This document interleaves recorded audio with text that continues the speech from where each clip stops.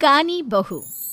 किशोरी लाल जी के बेटे राघव की शादी की बात जगह जगह चल रही थी, लेकिन किशोरी लाल जी को कोई लड़की पसंद ही नहीं आती थी।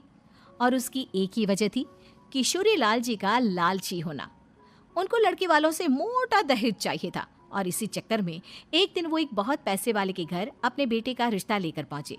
उस आदमी का नाम था ओम प्रकाश। किशोरी लाल जी, मेरी एक ही बेटी है और मेरी सारी संपत्ति जायदाद सब कुछ मेरी बेटी नैना का ही है। वाह, नाम से लगता है बहुत खूबसूरत होगी। कितना अच्छा नाम है ना, नैना। ओ वैसे बात तो सही है आपकी। अब इतना पैसा है, जमीन जायदाद है, इकलौती बेटी, आप भी क्या करेंगे? सब कुछ उसे ही देंगे ना। तो ठीक पहचाना आपने, बेटी की शादी और सारी जायदाद उसके नाम। पापा बिना देखे हाँ कर दीजिए ना, इतना अच्छा रिश्ता फिर कहाँ मिलेगा? माला माल हो जाएंगे हम। मैं अपनी बेटी को बुलाता हूँ। आपकी बेटी का नाम नैना है, सुनकर ही लगता है बहुत सुंदर होगी। रहने दीजिए अंकल, मैं तो आपकी बेटी के नाम से ही इतना खुश हो गया हूँ कि उसे बिना देखे शादी करने को तैयार हूँ। अब तो मैं उसका चेहरा सीधे शादी के बाद ही देखूंगा। और इस तरह राघव नैना का चेहरा नहीं देखता और उससे शादी कर लेता है।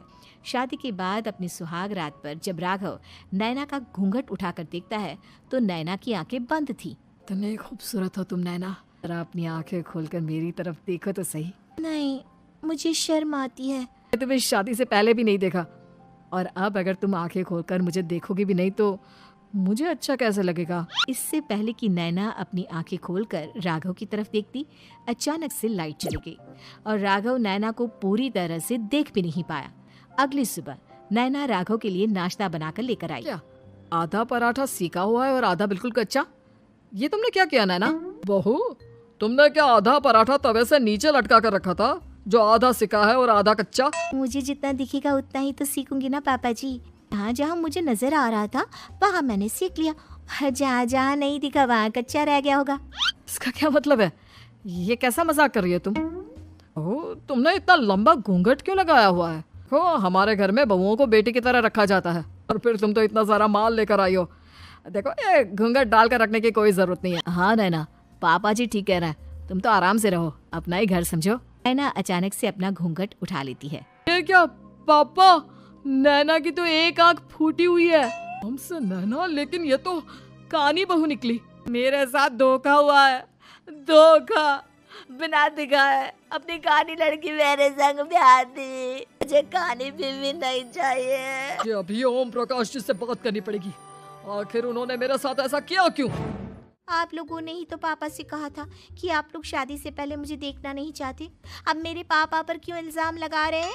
तो लेकिन बताना तो चाहिए था ना कि तुम कानी हो, एक आंख से तुम्हें दिखाई नहीं देता। किशोरी लाल और राघव नाराज होकर ओम प्रकाश को अपने घर बुलाते हैं। आपने क्या किया? शादी से पहले बताया क्यों नहीं कि नैना की आंखों में परेशानी है? आप ही ने तो लड़की देखने से मना कर दिया था। आप बता तो सकते थे। तो हमारी बेटी की प्रॉपर्टी चाहिए थी, वो भी पूरी की पूरी। अब क्या हुआ अगर उसे आधा दिखाई देता है? प्रॉपर्टी तो आपको पूरी मिल गई ना। ये क्या बात हुई? मेरी शादी प्रॉपर्टी से नहीं, आपकी बेटी से हुई है। ये तो पहले सोचना चाहिए था। अब तो मेरी प्रॉपर्टी देखकर तुम्हारी जुबान लप लपा रही थी। मैं कानी लड़की को अपनी बीवी बनाकर नहीं रख सकता, कुछ करिए ना आप। हाँ, करता हूँ। देखिए ओम प्रकाश जी, आप हमारे साथ ऐसा नहीं कर सकते। तुम देखो, अगर तुमने मेरी बेटी से शादी तोड़ी ना तो जो भी प्रॉपर्टी मैंने तुम्हें दी है वो तो पूरी की पूरी वापस ले ही लूंगा और आधी प्रॉपर्टी तुम्हारी भी लूंगा। मेरी आधी प्रॉपर्टी भला क्यों लेंगे आप? इसलिए क्योंकि मेरी बेटी को आधा नजर आता है और उसकी नजर अभी तक तुम्हारी आधी जायदाद पर ही पड़ी है। अब तुम उसे घर से निकालोगे तो कुछ तो लेकर जाएगी ना। और हम आपकी बेटी को अपने घर की बहू बनाकर रखे तो तुम्हारी पूरी प्रॉपर्टी तुम्हारी ही रहेगी और जो मैंने तुम्हें दिया है ना उसमें से बस मैं आधा लेकर जाऊंगा। लेकिन अब आप अपनी दी हुई प्रॉपर्टी में से आधी वापस क्यों लेकर जाएंगे? अगर मैं आपकी बेटी को अपनी पत्नी बनाकर रखने को तैयार हूँ तो? इसलिए ताकि भविष्य में अगर तुम मेरी बेटी को धोखा दो तो उसके पास कुछ तो रहे जो पति का हो। वैसे मेरे पास तो बहुत कुछ है, लेकिन अपने पति की कोई निशानी तो उसके पास होनी चाहिए ना।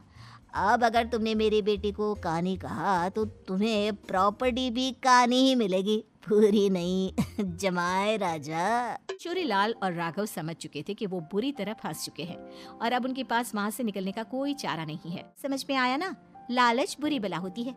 एक तो तुम्हें प्रॉपर्टी मिली, ऊपर से बीवी मिली, उसमें तुम्हें नखरे भी दिखाने हैं। आए बड़े, चुपचाप बैठो दोनों, कुछ दिनों के बाद नैना राघव की कार लेकर बाजार घूमने निकलती है और जब कार लेकर वापस आती है एक तरफ से मेरी गाड़ी पूरी खराब हो चुकी है। लगता है तुमने मेरी गाड़ी को किसी दूसरी गाड़ी के साथ एक्सीडेंट किया है। इतना बड़ा नुकसान कर दिया तुमने बहू। वो क्या है ना पापा जी, मुझे एक आंख से दिखाई नहीं दे रहा था, सामने से गाड़ी आ रही थी, मुझे तो सिर्फ आधा ही दिखाई दिया और वो गाड़ी मेरी कार से रगड़ते हुए निकल गई। अब मैं क्या करूं बताओ? आप इसे ठीक कराने के पैसे कौन देगा? तुम्हारे पापा। तुमने मुझसे इस तरह से बात की?